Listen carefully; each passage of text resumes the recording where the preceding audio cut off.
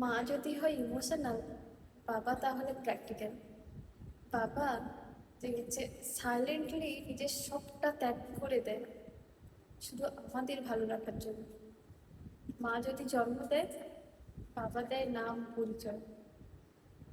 বাবা অনেকটা নারকেলের বাইরের খোসাটার মতো শক্ত, কারণ বাবা জানে যে কতটা শক্ত হলে ছেলে মেয়েরা বাইরের সমাজে মিশতে পারবে, সবাইকে চিনতে পারবে। আমাদের গায়ে যদি এক ফোঁটা চোট লাগে, আমাদের না যত ব্যথা লাগে, তার থেকে বোধ হয় 100 গুণ বাবারাই আঘাত পায়। যখন একটা মানুষ সাকসেসফুল হয়, তখন সবাই তাকে বাহবা দেয়। একটা মানুষ যখন বারবার হেরে যায়, তখন এই মানুষটাই বাহবা দেয়। নেক্সট টাইম হবে, বাট হবে। আর এই মানুষটা আর কেউ নয়, বাবা। বাবা অনেকটা ছাতার মতো, বাইরে রোদ ঝড় বৃষ্টি আমাদের গায়ে লাগতেই দেয় না।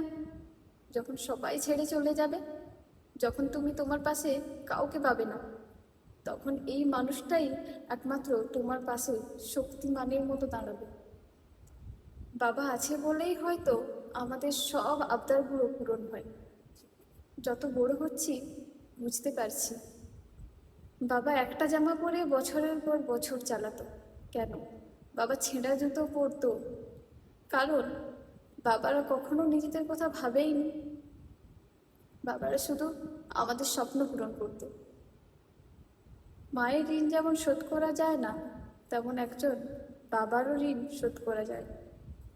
মা যদি এই পৃথিবীর আলো আমাদের দেখায়, তাহলে বাবা এই দুনিয়া চিনতে শেখায়।